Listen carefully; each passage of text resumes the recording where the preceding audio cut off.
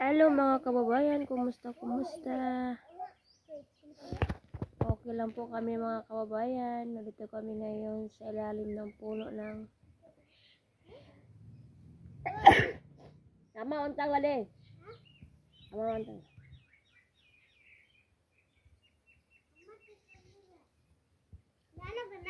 Ara.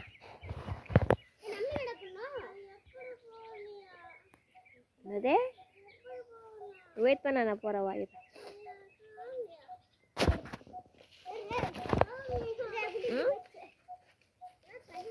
Ito mga baka, yan, kumakain. Narinig yung sound. Tuk tuk tuk tuk tuk. Saan kayo sila kaupo? Ganda dito makatambay mga kabayan kasi malamig. Diyan yung mga chikiting. Naglaro sila ng Holland Jollen. Wala na kasing pasok kaya yan. Pero si Salini namin may pasok kasi bunso wala.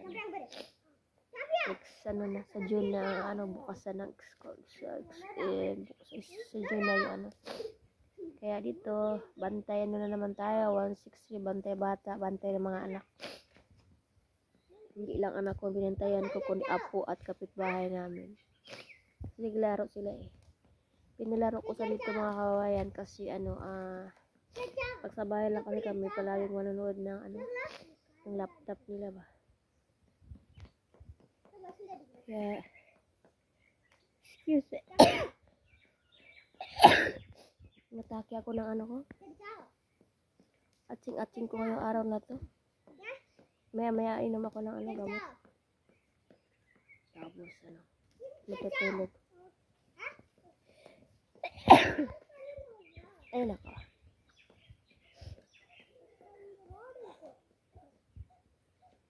Dinala ko sa dito kasi kung sa loob ng bahay nanonood sila ng laptop ayaw ko ba kasi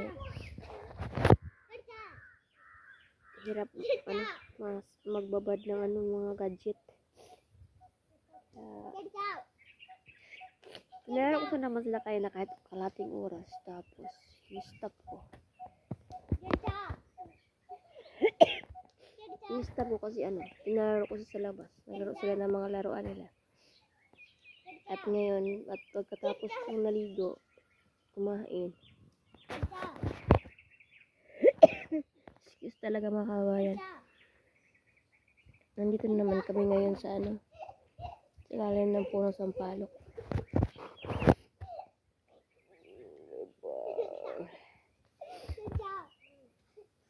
Kasi walang dun sa ng bahay namin, walang punong kahoy. Dito lang may punong kahoy. Sa likod ng sa isang bahay may punong kahoy pero may kasi may niyog ba. Takot ako baka mahulog yung niyog, baka mahulog sa ulo ng mga bata ba. Takot ako kayo dito ako dito. Maganda dito kasi wala punong niyog. Sila yung puno, naglagas yung dahon. Tapos baka dadami na din yan. Ay, nako, Diyos ko.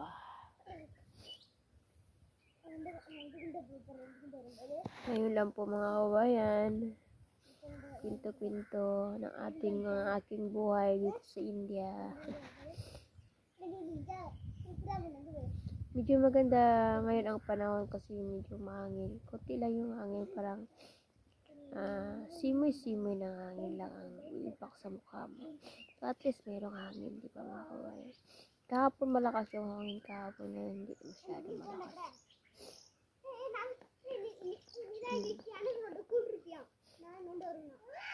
Ayun na po mga kabayan. Maraming salamat sa panonood.